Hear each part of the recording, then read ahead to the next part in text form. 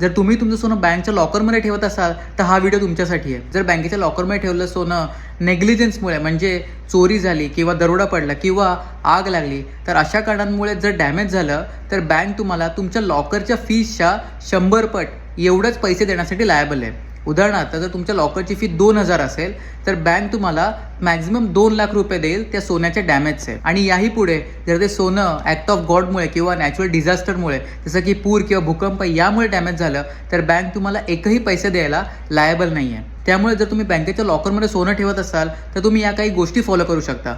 पहिली गोष्ट म्हणजे पूर्ण यादी करा की तुमचं किती सोनं त्या बँकेच्या लॉकरमध्ये आहे. दुसरी गोष्ट म्हणजे तुम्ही त्या सोन्याचे फोटो काढून ठेवा आणि ते तुमच्या जवळ ठेवा. जर अशीच काही सिच्युएशन आली तर तुम्ही प्रूव्ह करू शकता की किती सोनं तुम्ही त्या लॉकरमध्ये ठेवलेलं. आणि तिसरी गोष्ट म्हणजे आणि जर जमत असेल तर मल्टिपल लॉकर्स ठेवा. त्यामुळे तुमचा जो लॉस असेल तो लॉस नक्कीच कमी व्हायला मदत होईल. आता यावर एक अल्टरनेट उपाय आहे तो आपण पुढच्या रीलमध्ये बघूया. ही रील तुम्हाला कशी वाटली हे नक्की सांगा आणि कॉफी विथ क्रॅकरला सबस्क्राईब करायला विसरू नका.